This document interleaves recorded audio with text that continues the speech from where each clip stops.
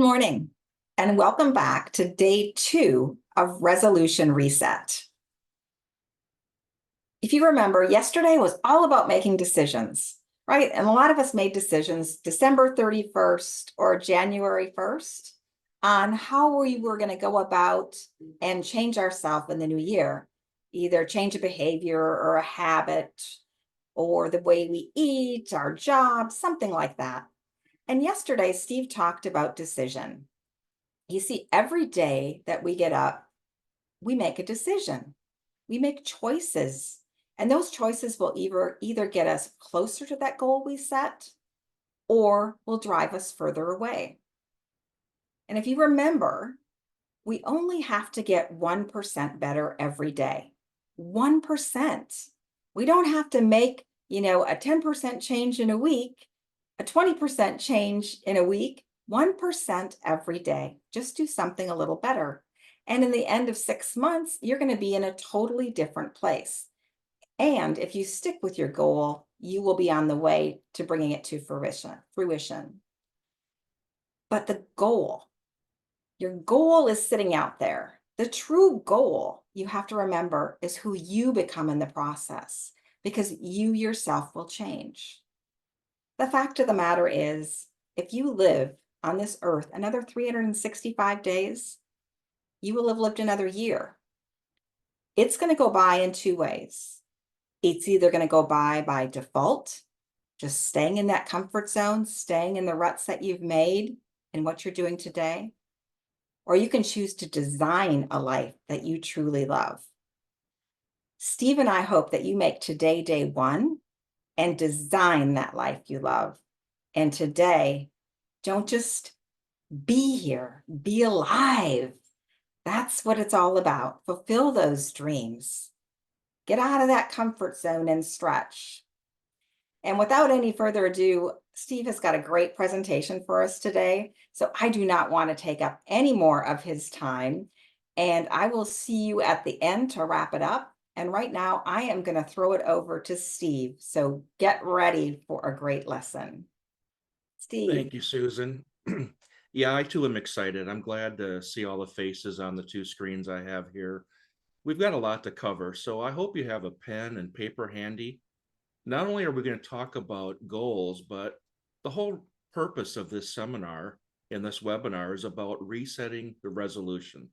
You've dropped off your goals, they've fallen by the wayside, but today is going to be day 1. It's going to be the day we start moving forward. And today we're going to talk about how do we overcome the things that stop us from attaining our goals and our dreams. So if you bear with me a moment, I am going to share my screen and get started with you. And let me know that it can be seen. You look great. All right. So I'm Steve Eklund. I'm a co-founder here at Vision Front Coaching with Susan. And we both come from over 3 decades in the corporate world. Susan on the medical side, myself in the office solutions industry. But we have a passion for people. We have a passion for helping you to attain your goals. As we've attained our goals, we want to transfer that energy, the processes, the hope and dreams onto you, so you too can have those same hopes and dreams happen in your life. But there's a way to do it. There's a certain way to do it. It's not just thinking about it, then kind of going about life and hoping it happens. You have to do things in a certain way to make those dreams come true. So I want to help you today unlock the potential you have in moving forward in your dreams and goals. I want to start with a story, and this is a story that's designed to give you a concept of what a true desire is, what an intense want is in going for a goal. And I'm going to take you back 40 years. 40 years ago, when Susan and I were 20 and 21-year-old kids, we were engaged to be married. And one day I was home, I was ironing some shirts for work, and my mother and I were having a chat.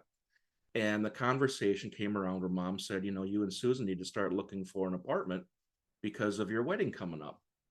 And I thought, yeah. And I said, Mom, I'm not going to live in an apartment. I absolutely hate the thought of that. I'm going to buy a house. Now, this is in a world where interest rates for home loans are running in the 14 to 15%. Things were very difficult. The economy was at one of its worst stages in the history. My mom says, I just don't know if that's possible. But that lit a fire inside me. That desire, that passion became, I'm going to, we are going to build or buy a home. So we lived in the northwest suburbs of Minneapolis. And we got in the car a couple days later, and Susan and I started driving further past the suburbs through the country to a small town of about 1,200 people, about 10 miles further out. And Susan says, well, where are we going? And I says, I want to just see if there's any building going on in this town. It's close enough to family, but it's far enough away that, there might be some new construction. We got there, it was winter time and the sun was setting, and we pulled up, and sure enough, there was one street on the northeast edge of town that was being developed for 12 homes. And we happened to pull up, there was one house built, one house being built, and the gentleman was coming out of the home that was being built. And I pulled up and I walked up to him, introduced myself, and said, I'm interested in finding out about building a house. And who would I talk to? And the first thing he did was looked at me like, what are you, in high school? And he said, well, I'm the builder. My name's Ken, and I'll omit his last name. But Ken said, we need to talk to my realtor, Ron. I said, well, how do I get a hold of Ron? He says, well, just follow me. Let me put my tools in the truck and we'll head on down to my office. So we did. Ron came and met us, and they laid out 6 different houses that they built, from the very basic ranch model, 2 bedrooms, a bath, a kitchen, a living room, full basement that's unfinished, no garage. $55,000 for that house. And it went up to the house that we had in our mind, which was a 4-level split. And you walk into the main level, you go half a flight to 2 bedrooms and a bath, half a flight down from the main level to a half basement, unfinished, then down below the main level to a full basement that was unfinished, no garage. That was $79,900 for that house. So Ron says, gather all your financial information, your pay stubs, let's get everything in order, and I'll take a look at where you qualify. So over the next couple of weeks, we submitted everything, and it came back, and we had a meeting with Ron and with Ken. And Ron said, well, you qualify for just over 55,000. And obviously that leads us to the one house, which was the base model. And I said, I don't want that house. I want the 4-level split. And Ron's like, you don't qualify. It's too much money. We can't make that happen. And this is where the want completely changed. My mind started racing, and I sat there and I thought, okay, let me ask you a question, guys. If we did the roofing, if we put the roof on the house, how much would you take off the price of the house? And Ken says, are you talking roofing, shingling? I said, the whole thing. We'll do the decking, we'll do the roofing. And he says, do you know how to do that? And I said, I've got people that are in construction that can do that. One of them's a contractor. So he got his calculator out, he started figuring, and he says, well, it would be this much, but we're still not at the price to get you that house. And I said, okay, what if we do all the siding? We'll put all the siding on the house. How much will you take off then? He pencil sold it down, got a little bit lower. Still not there. Susan says, well, what if we did all the painting and staining inside the house? And he kind of laughed, and Ken said, that's the one thing my team hates to do the most. So they'd be happy to have you do that. He pencil sold it, got it down a little bit lower. We're almost there. And the last thing was a couple small concessions. And then I said, I know that part of this comes with a full yard of sod. What if you just forget that? We'll worry about sodding the yard down the road. We'll do that on our own. We'll source the grass and we'll lay it ourselves. What does that do for us? And he penciled it down. He says, we get you down to about 54,000. And we said, boom, we're going to build the 4-level split. That intense desire in a brief moment became a reality. Our goal became moving forward at warp speed. We went through the financing process. We got pre-approved and we started building. Now, we worked full days. Susan and I would go to work. She had her job, me at mine. We'd work a full day. I was a technician, so I was driving around fixing office equipment. I could end my day in the northwest part of the city where we lived and where the house was, or I could be on the far side of East St. Paul and having to drive through all of the rush hour traffic to get there. But regardless of where we ended our day, We drove straight to the house, changed clothes on the fly, and started hammering nails. And we had a lot of family, a lot of friends that came in and worked with us. On some weekends, we'd have 7, 8 people up there working. And on weeknights, it might just be Susan and I or a couple other people. But regardless of that, we put that house together. We met all of the inspections, we met the timelines. And 1 month after we were married, we moved into that house. And I'll never forget that day. We went to the closing. We gave literally every last cent we had of money to pay the final closing cost. They handed over the keys and said, congratulations. In fact, the closer said, by far and away, you're the youngest couple I have ever sold a house to. Congratulations. We drove back to the house. We walked in, no furniture. It had a stove, no fridge. We had to go buy a refrigerator, no dishwasher, no microwave. All of your basic amenities today were not a part of this home. We walked in, we sat on the floor. I remember leaning up against the wall, looking at Susan. I started laughing, and she's like, what's so funny? And I reached in my pocket. I had a dime and a penny. I said, well, right now we have 11 cents to our name. We have this house, but we have 11 cents. We can't even go to McDonald's, which was much cheaper back in that day. So I guess we're going to head down to your parents and have dinner with them. And that began a lifelong life that we've lived together, but it started from very humble beginnings, but it started with an intense desire. You see, so the information I'm about to give you is going to have an impact on your life. You've got an intense desire yourself. There is something out there that you're wanting in your life, and there's a reason you're on this call. It certainly helped me, and it helped Susan, and I want to help you apply this for yourself. Okay, if you look at the picture on the screen, that's Mount Everest. And those prayer flags are the Nepal prayer flags, and what the Sherpas use to have peace with the mountain. They're strewn all around base camp. But from base camp, all the different climbing teams gather and then begin their acclimatization of the altitude before they make their final summit on Mount Everest. This climbing season starts in April. The actual time when they start making the attempts is usually in mid to late May. But what's interesting is from base camp there to the summit of Mount Everest, so the travel both horizontally and vertically to the top, you're still almost 43 miles away, 42.75 miles actually from base camp to Mount Everest. It's not an easy trek. It's a worthy goal. It's an amazing goal, but it's a journey to get there. It's no different than your goal. Your goal is your Mount Everest, and you're now going to begin a journey to get there. If I were to walk down any street in the world, let's say any street in America, and randomly just walk up to people and ask them, what are your goals? Most people would look at me and go, well, what do you mean? If by chance I had somebody that said, well, I have a goal, and they were able to give me the goal, I'd ask them, do you have that goal written down? Do you have it somewhere? Do you carry it with you? Do you post it somewhere you see every day that reminds you of that goal? Is that goal an obsession? Is that an intense desire? And again, most people would say, well, what do you mean? It's just a goal. But see, a goal without intense desire and focus doesn't manifest itself into reality. Goals have to be set with an intention and a focus for you to move towards it, become the person you want to be. So if you begin to understand the concepts I'm about to share with you, you're going to start looking at things a little differently than before. You see, the key to success is what Earl Nightingale says here, and Earl was one of the foremost thought leaders in the 50s and 60s. Success is a progressive realization of a worthy ideal. Let me lay that out in more simplistic terms. Success is a progressive realization, the journey to reach a worthy ideal or your goal. It's the journey to your goal. Success is that journey. Now, bear in mind, you're going to fail along the way. Failure is a part of success, and most people don't understand that. They look at failure, they fall back, they stumble, and they give up. How often do you see that? How often have you done that yourself?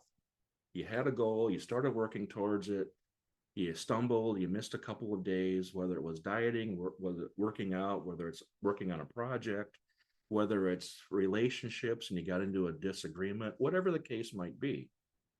You had a little bump in the road and you quit. You know what that's called? That's called conformity.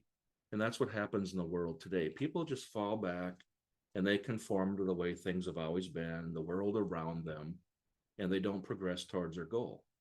You have to have a roadmap to go from your want to your goal and to achieving it. It's as if you were going to go on a vacation and someone said, I live in Orlando, and where are you going? Well, I'm going to go west to Seattle. Well, how are you going to get there? I don't know. I'm just going to get in the car. I'm going to start heading west. So I head west. I work my way west. I stop for a night, can keep going west. So I get up the next morning, I drive west. I work my way over several days and I'm in Los Angeles. I'm like, wait a minute. This isn't Seattle. Well, Seattle is quite a ways north of here. If you don't have a map to get there, you're just aimlessly wandering. And it's the same thing with your goal. If you don't have a map that's going to take you from point A to point B, you're just wandering aimlessly, and that's where you lose the sight of the goal, and the goal falls by the wayside. That's why the second Friday of every new year, this year it was January 12th, is called Resolution Quit Day or Quitter's Day. 85% plus of people by the second Friday of the new year, as we talked yesterday, have already quit and given up on their goal. People who succeed, they'll say, I am going to do this. I have a plan and I'm going to work my plan. They don't allow outer circumstances or other things to dictate their life. They don't let people deter them from their goals. It's your goal. It's not somebody else's goal. Don't let somebody else steal your dream or talk you out of it. If it's your goal, it's your goal. You need to work for it. You need to have that deliberateness in your attitude. The former emperor many years ago in France, Napoleon, great military commander, French emperor, said, I only see my objective. All obstacles must give way. Think of that intense focus. I only see my objective. All obstacles must give way. I used to talk about that with my employees when I was a corporate manager and a corporate president. I used to always say, my job is to block and tackle for you, to knock the barriers out of the way so you can do your job and do it successfully. You let me know what barriers you have. Napoleon's saying the same thing. I see my goal, I see my objective, and the obstacles, I'm going to knock them out of the way. The difference there is the deliberateness. It's the focus. It's the purpose of his goal. And people succeed because they have that and they know where they're going. So I talked about the house, the dream of the house. People have dreams, they take no action. So I ask you this question. What's holding you back in your dreams? You think you're too old, too young, don't have enough money, enough time, don't have enough education? Let me tell you something. You're never too old, you're never too young, you're never in lack of anything. If you put your mind to it and you focus on your goal with faith, you'll find a way. Just like when we built that house, the dream began with us. The dream begins with you. Go build your house, go build your dream. Don't let anything get in your way. See, people want things. Everybody wants something. Most goals are about want. The actual purpose of a goal is what? You ask this question to people and most say, to get more, to get things I want. Well, really what a goal is to grow. We set goals to grow. Why do companies set goals, corporate goals? Because they want to grow the company. Why do division presidents set goals? They want to grow their division. Why do people set goals? They want to get something, but they also want to grow. The purpose of a goal is to grow. So people want things. People want time. People want money. People want freedom to be able to do anything they want with their time and money. People want to be philanthropic. They want to help people. Maybe your goal is to grow your career. It's to better a relationship. It's to complete the project. It's to buy the next house, the next vehicle. Whatever your goal is your goal. But this is what people want. Your goal has to be something you truly want. My mentor, Susan and I's mentor, has a comment he makes about your goal and your desire. It must be an irrevocable, committed decision. You must make an irrevocable, committed decision. That's my goal. I'm not going to let obstacles get in the way and stop me. I'm not going to deter myself. I know that I'm going to have stumbling blocks, but I'm going to keep moving on. The first step to starting towards your goal is making an irrevocable, committed decision. So let's talk about goals. Goals come in three different steps. There's, for simplicity's sake, we're going to call it A, B, and C goals. And you start your goal with intent. You have an intense desire. And the first goal that comes about is an A type goal. That's a goal you know how to do. And a mentor of mine and our mentor's mentor, Bob Proctor, once told a story about a gentleman at a conference that Bob was presenting at. And during a break, the young man walked up to Bob and said, I wonder if you can help me with my goal. Bob said, sure, I'd be happy to help you with your goal. What is it? And the guy says, I want to buy a new Lexus. He actually says Pontiac, but for date purposes, I'll say Lexus. I want to buy a new Lexus. And Bob's like, well, Lexus is a good car. I've owned a Lexus before. What are you driving now? And the young man says, a Lexus. And Bob's like, really? How old's your Lexus? And he said, it's 4 years old. And Bob says, how long have you owned it? And the young man said, 4 years. And Bob said, so you're telling me you bought a new Lexus 4 years ago, and now you want to buy a new Lexus? And he says, right. Bob's like, that's not a good goal. You already know how to do that. You know how to go down to the dealership and buy a new car. There's no inspiration with that. So A-type goals, goals that you know how to do, they come with no inspiration. There's no growth attached to them. These are things you already know how to do. So we move on to the B-type goal. Your B-type goal is things you think you can do, and it's also goals that people set conditions around.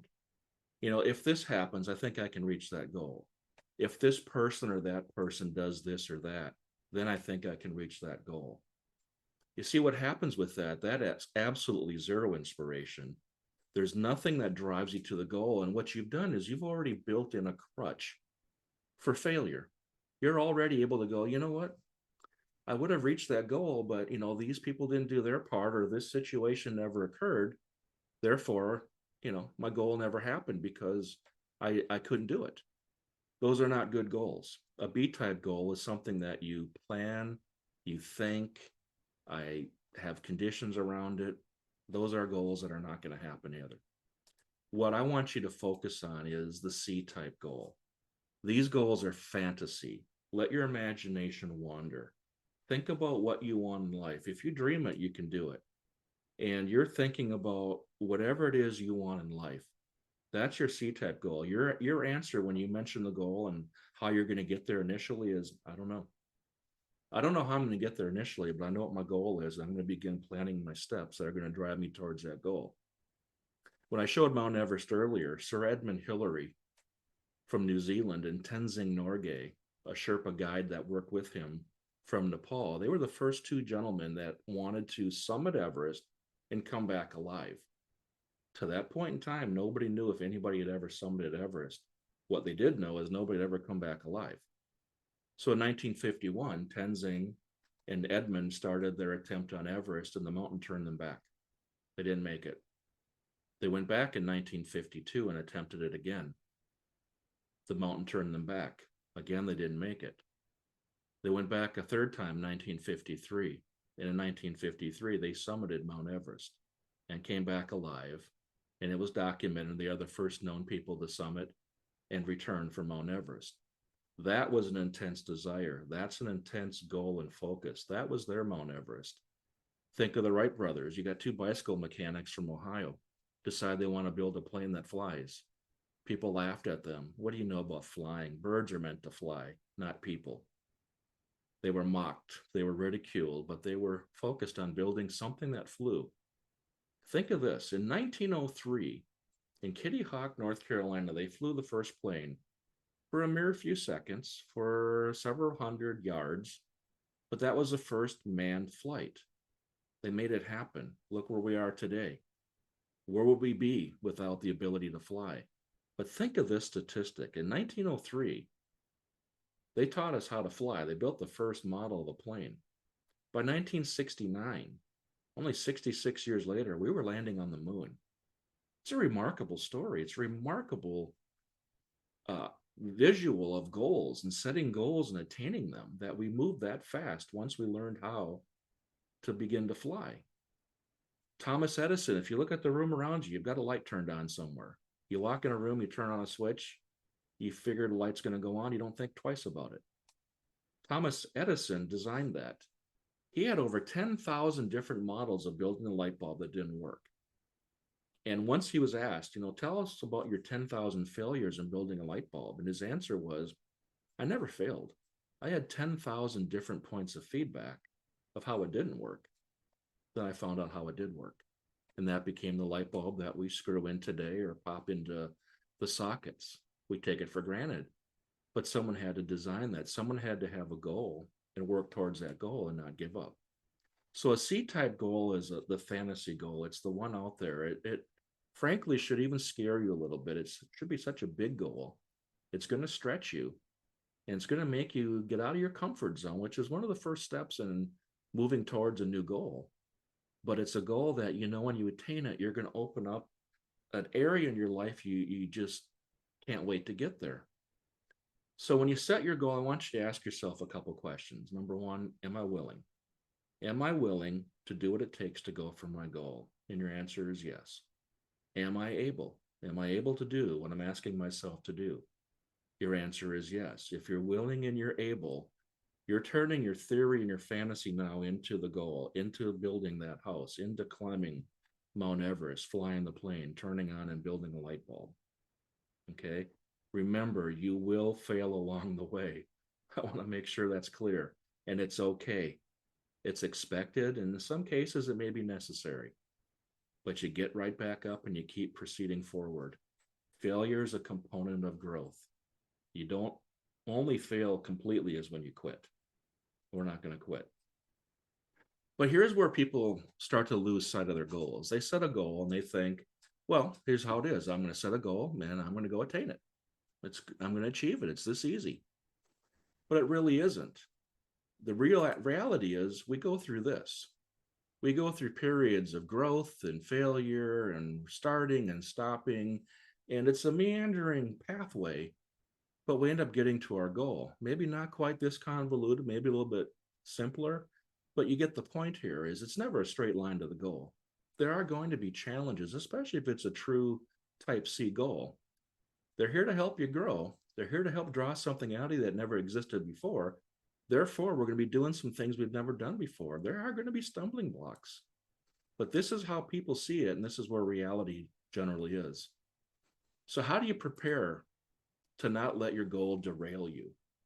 Well, first of all, we're going to talk about this real briefly. I want to give you a quick overview of paradigms and what a paradigm shift is. And it may seem a little confusing, so I want you to pay close attention here. Paradigm shift. In order to shape our future, we have to do things differently. You've got a set of behaviors that are your paradigms, and they're the way you do things. It's the way you brush your teeth. It's the way you shave in the morning. Some shave up, some shave down, some start left, some start right. It's just a set of behaviors. They're just almost unconscious that we do. Those behaviors are our paradigms.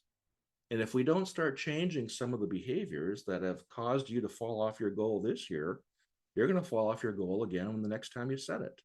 So if we're setting a new goal today, we've got to shift some paradigms and do some things differently in order to move in the direction of our goals. So what is a paradigm? A paradigm is a mental program that has almost exclusive control over your habitual behavior. And over 95% of our behavior is habitual. Think about that. Paradigm has almost exclusive control over your habitual behavior, and almost 95% of our behavior is habitual. A paradigm comes, and if you look at the picture here, this is called the stick person.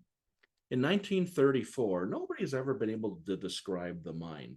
If you think the brain is the mind, you're wrong. The brain is not your mind. The mind resides in every cell of our body. It's connected to the universe. The mind is like all being, it's all everything. But someone said we have to find a way to describe the mind because we think in pictures. The human person thinks in pictures. Let me give you an example of that. If I said to you, what's your front door look like? You're going to stop and go, well, and I asked you, what color is it? Is it stained? Is it painted? Does it have windows? How many, if it does have windows? Are they stacked on top of each other? Do they cascade at an angle? Does the door open on the left-hand side or the right-hand side? Does it open inward? Does it open outward? You see, in order to describe your door, you had to mentally go there. You had to mentally go and picture your front door and realize what color it is and think, which way does it open? What does it have for windows? You might have even went, gosh, I never looked that close. You walked over to your door and went, oh, it's got 3 windows. I never really thought about it. Same thing if I asked you about your car. What color is your car or the vehicle you drive? Perhaps it's a truck. Does it have 2 doors or 4 doors? What color is the interior? You have to mentally go there and visualize it to tell me. You see, we think in pictures. So Dr. Thurman Fleet in 1934 designed the stick person as a representation of the human mind so that conversations like this can be had and the learning process can begin. So if you look at the mind, you've got 2 parts to your mind. You've got your conscious mind, you've got your subconscious mind. You also have your body. Okay, that constitutes the human.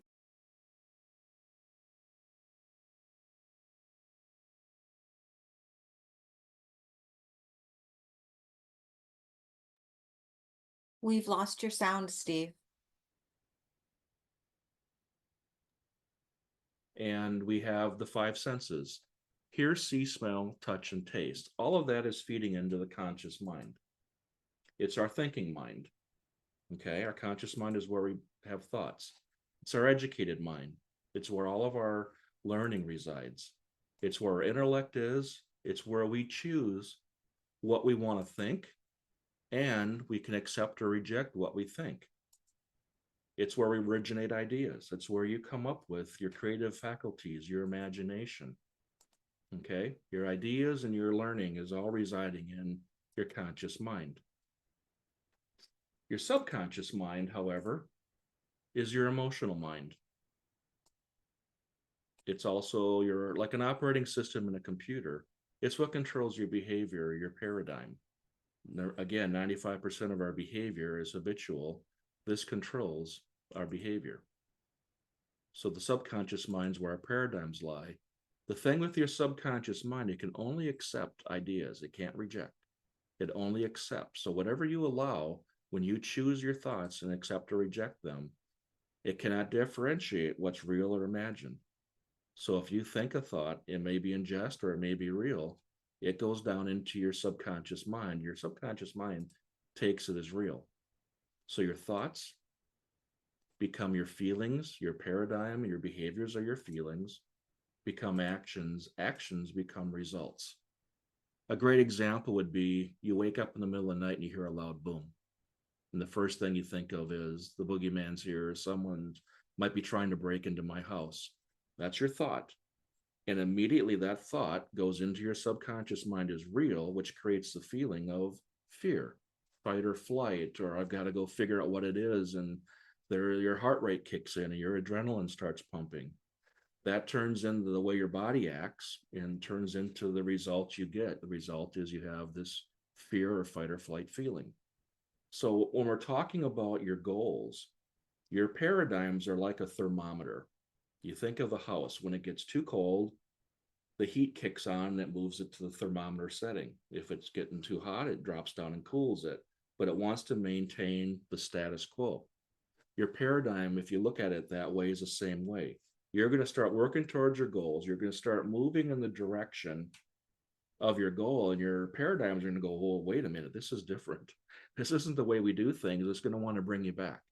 It's going to want to derail you. That's where people start getting the self-doubt and they start to fall off their goal.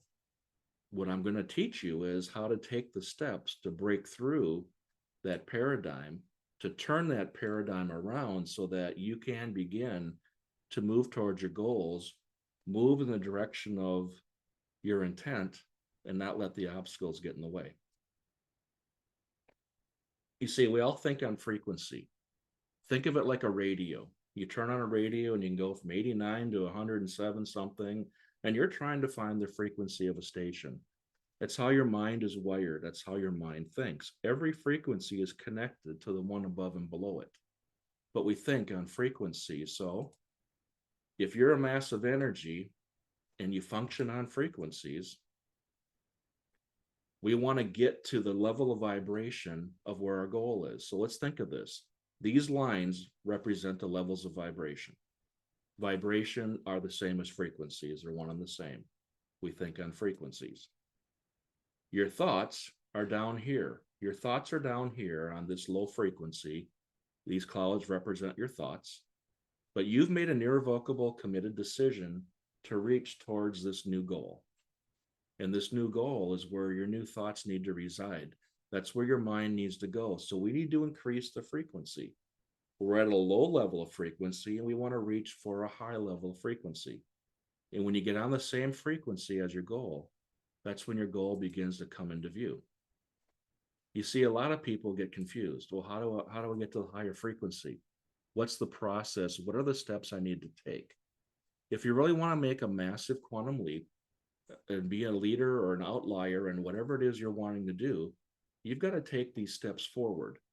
So here's what I want you to do, and I want you to write this down. And I'm going to take this a little bit slow because this is how we begin to set the goal, irrevocable, committed decision. And now these are the steps that are going to help us break through the paradigm that's going to hold us back, or the set of paradigms that may hold us back.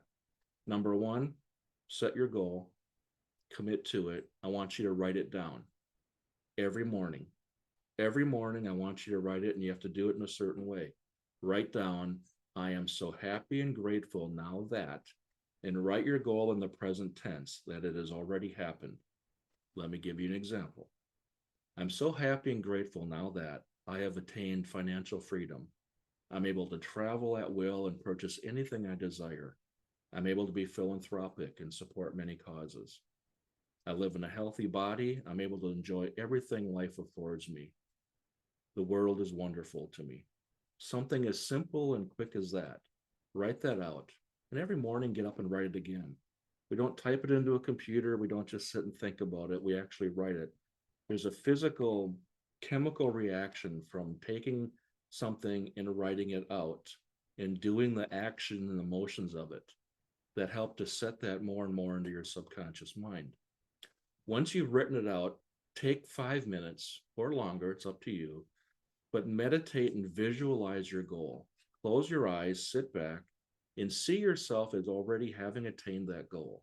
How do I feel? How is the world around me? How do I look? How do I dress? How do I talk? How do I interact with people? What is going on in my world now that I've attained this amazing goal I've set for myself? Then I want you on your smartphone to set a 3-hour reminder. I do mine over 4 different times during the day. I start in the morning, then I have a 10, a 1, a 4, a 7 o'clock, and I do it again at night. But I have the 4 reminders during the day when I'm busiest. Set those reminders just to say, stop and take 3 minutes and visualize that goal again, and do that repeatedly. That's helping put into that subconscious mind that this goal is going to happen. It helps us get away from the paradigm that's trying to pull us back. I want you to write out 5 I am statements about yourself. I am. An example of that would be, I am successful. I am deliberate. I am decisive. I am going to attain this goal. I am purposeful. And you can add your own words to that, but write out 5 I am statements. I am is setting into your subconscious that you are this type of person. Again, it's helping to dispel that paradigm. And then at night, I want you to, before you close your eyes and go to sleep, to lay down and visualize again the goal. Your last thought before you drift off to sleep, hopefully, is your goal and you successfully having attained it.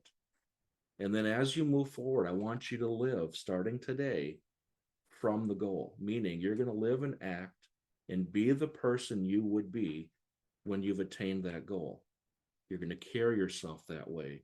You're going to have that sense of accomplishment in your being. People may say to you, you seem a little different. I want you to become the person you want to become and make all your decisions going forward from that goal. Whatever decisions you face, how would the person that's made this goal, how would I, once I've hit this goal, how would I make this decision? Because you may make it totally differently in today's world than you will when you're in that world. Start doing that today. But as you put these steps into practice, you're going to begin to hone that focus and that pathway to your goal that you didn't have before, which allowed you to get derailed quickly. You got to decide in the power greater than you. Okay. There's a universal power, whatever you see that as, God, a different being, whatever it is, that universal power is greater than us. You got to trust in that. It's been taught through history that what we think about is what we become. Marcus Aurelius, there's a great book by Marcus Aurelius on quotes of his. The Roman emperor said many centuries ago, a man's life is what his thoughts make of it. Ralph Waldo Emerson said, a man is what he thinks about all day long. I love Ralph Waldo Emerson. William James, the author from the late 1800s, said, if you care enough for a result, you will almost certainly obtain it. If you wish to be rich, you'll be rich. If you wish to be learned, you'll be learned.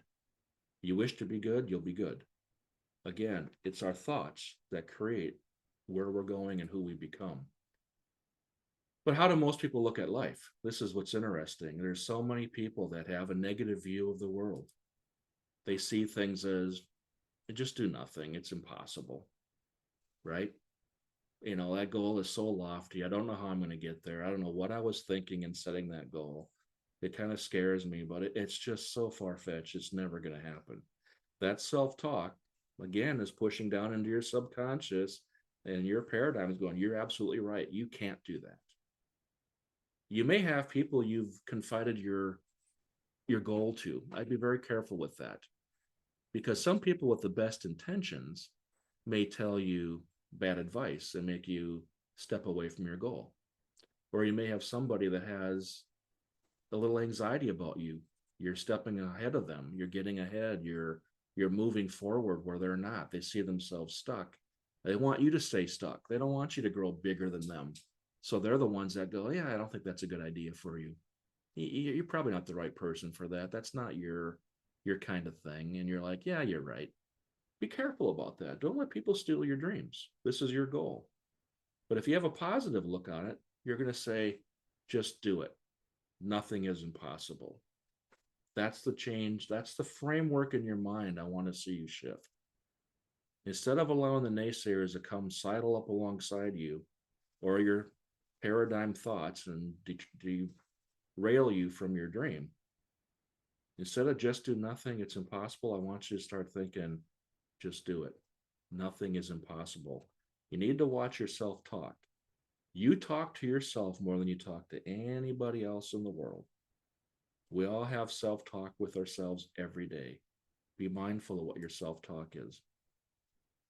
Napoleon Hill, who wrote the great book, Think and Grow Rich, and it's a book I would encourage everybody watching this to pick up.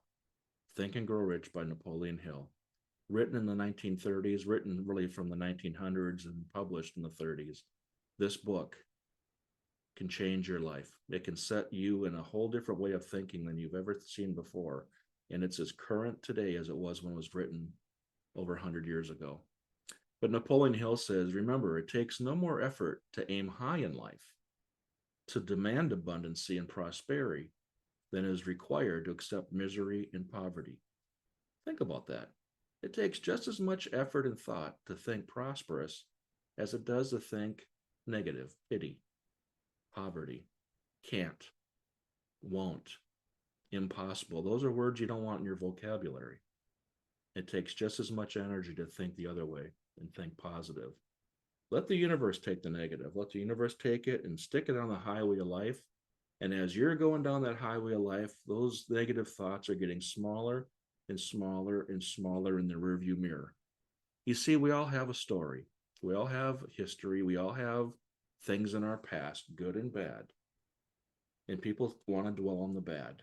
And how many people do you talk to, friends or family, that conjure up and talk about all the things that happened to them? I'm in this situation because of X.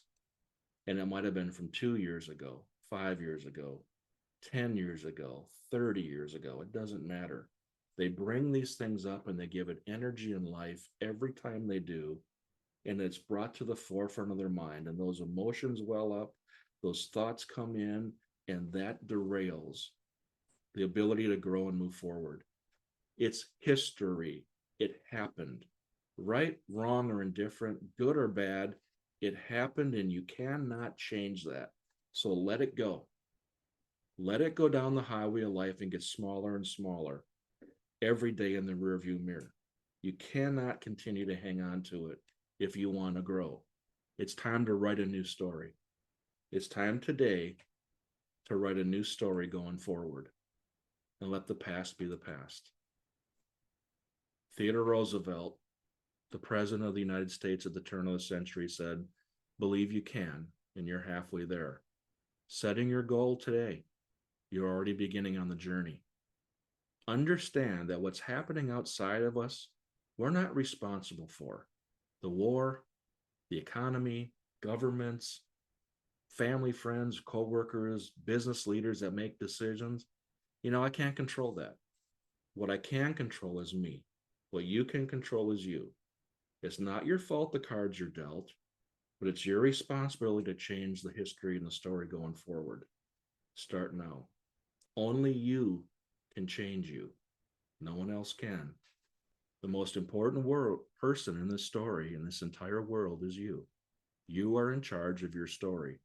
How you respond by thinking about it, how you respond about changing your circumstances, how you work on altering the conditions that have held you back is what's going to propel you forward. And you're going to reach that goal. And you're going to get to the top of Mount Everest. And you're going to look back with a personal pride of accomplishment unlike anything before. And you know what the great thing is then? You set a new goal. And that new goal will be easier, maybe a hard one. It may be another one, that a big one you put out there, but now you know how to work towards it. Now you know the steps. Now you're in practice with it, and it becomes easier. You look at a little child today, a little baby, they're making up their mind right now as they go along. Little kids are seeing things and experiencing things, and it's getting into their mind, and they're kind of making up their story right now as they go. But we're adults on this call. The difference between us and that child is they're learning on the fly. An adult, we have to change our mind. We have to take active steps in making a difference, changing those paradigms so that we can attain those goals. So let me recap real quick. Make your decision, an irrevocable, committed decision. Okay? Write it down. I'm so happy and grateful now that, and write out that goal in the present tense. Bury it in your mind. Tell yourself, I'm willing, I am able. Then visualize that goal and meditate on it. See yourself having attained that goal and feeling those feelings of that goal. All right. Set the timer for 3 hours and visualize it every 3 hours for 3 to 5 minutes. Meditate on it. Write out your I am statements. Look at them every day. Post that goal somewhere where you're going to see it. Make a copy and carry it in your purse or wallet. Post it on your credenza at work or on the dashboard of your car or on the mirror in the bathroom, somewhere where you're going to see that all the time as a constant reminder. This is what I'm working towards. Continue with this day after day. It's the repetition that makes this a reality. And if you're thinking of yourself in the sense of I've attained that dream, you're coming from the goal and able to move forward. Think about that. You're coming back from your goal because you're thinking in the sense you've attained it. And by doing that, you're moving yourself forward towards your goal. You can do it. There's nothing that can stop you but you. As I said earlier, the only time you fail is when you quit. So don't quit. And understand, please, I can't emphasize this enough. You're going to fall. You're going to fail. You're going to stumble. But you get right back up and you keep going. Look at a kid on a bike. They're learning how to ride. They fall. They get mad. They're not going to ride a bike again. It hurt. They get up to try. They fall again. And one day they master riding a bike. And all of us have been there. Once we learned how to master a bike, it was almost impossible to fall off it again, even if we tried. It's that easy. It's that hard also, but it can be done. So I'm going to turn this back over to Susan to recap this. I hope you took a lot of great notes. I hope you got something out of this because I know you have greatness inside of you. It's just waiting to come out. Susan? Thanks, Steve. That was a great lesson. And yeah, I'm just going to recap a couple really important things that Steve touched on. So keep out your pen and paper. Your goal, what your goal is for. Our goal gives us direction. It gives us a point to go to. Without it, we just are lost and we're floundering. Steve used the example of going west. If you're going on a vacation and you leave your driveway and you say, I'm just going to go west, there is no point to ever get to, because the minute you go west, you can go further west and further west and further west. You have to have a destination. Steve used Seattle. You don't know how you're going to get there yet, but you know that's where you are heading. And that's so important to set that destination. That is your goal. There's a quote that states that a sailboat, right? To a sailboat without a destination plugged in, there is no favorable wind. You'll just go in circles. The boat will go in circles. You have to have a destination. You have to have that point in your life where you want to go to. And like Steve said, you want to make an irrevocable, committed decision to get there. It has to be important. Your goal just can't be that something you know how to do, or maybe with planning, you'll be able to get there if everything falls into place. No, it has to be something that you really want, that just lights you up. That's what your goal needs to be. Something that you're passionate about, something that you would truly love. That's what goals are for. They are to set that destination so we have somewhere to be striving for and somewhere to be going. And it is natural to want to grow. It is natural to want to be better and have better things and be upward, right? We live in a spiral universe. Everything is a spiral. Our own DNA is a spiral. Everything is growing upward and outward. Spirit is for expansion and growth. That's why it's inside of you. It's that niggle. It's like, I need to be doing something better, more. I want to grow. It's natural. Don't fight it. Go with it.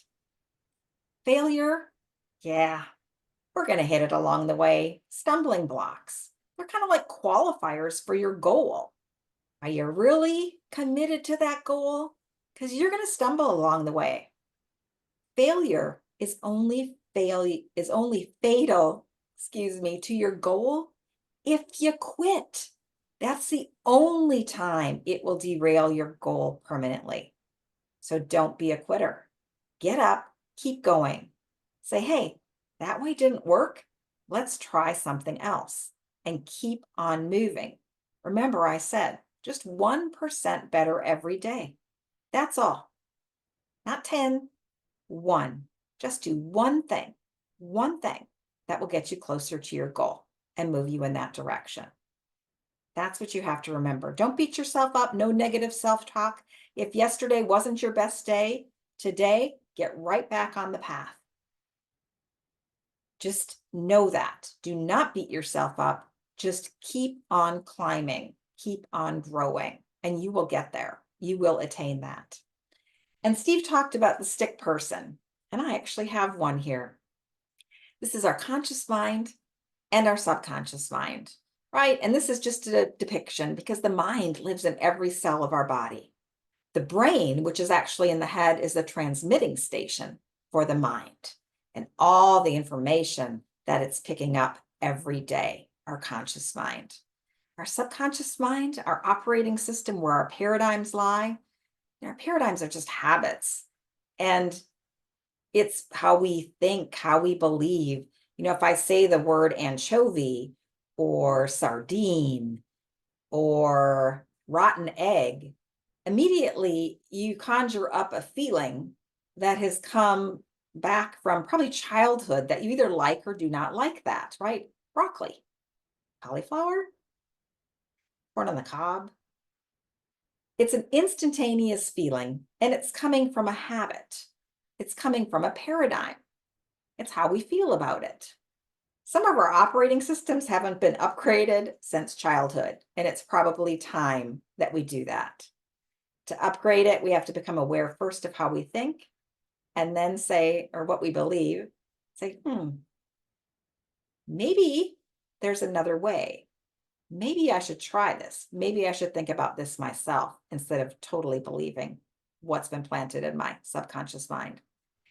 So to end with this is we have to stand guard at what we let into our conscious mind.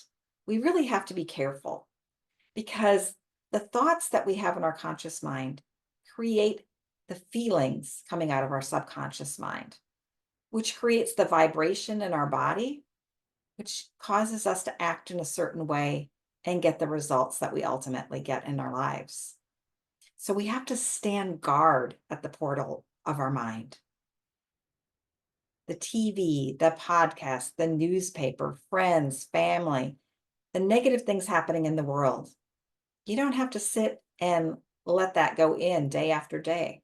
Stand guard, reject it, turn it off, just like you would a radio station. If you don't like the station, turn the channel. Turn the channel, get on a different frequency. Because if you're on a different frequency and your thoughts are of a different frequency, your feelings will be of a different frequency. Your actions causing that you cause your results will be on the frequency that you want them on. So that's a little rundown of the stick person. Repetition. Steve said, he gave you some orders. Write down your goal every day. Every 3 hours, visualize that goal and go there. Write your goal on a goal card. And every time you touch it or see it, think about your goal. Think about what you want for your life. Repetition and your belief in that will actually cause that to come into fruition. It's a universal law. That is the truth. It may seem illogical, but it is true. So I want to end with this. We spent 2 days with you, and it's been all about resolutions and goals and making decisions to bring those goals to fruition in your life, right? To make those goals your reality. And once you get there, you're going to go somewhere else and you're going to go further. But as Martin Luther King said, you don't have to see the whole staircase today. You just have to take the first step. Steve and I want to encourage you to take that first step today. Get 1% better. If you'd like information about what we do and what we teach, I have put our website in the chat. It is www.visionfrontcoaching.com. And we would love to speak to you about making your dreams a reality. Thank you for your time. We appreciate it. And we'll be back tomorrow for a Q&A session. Bye-bye for now.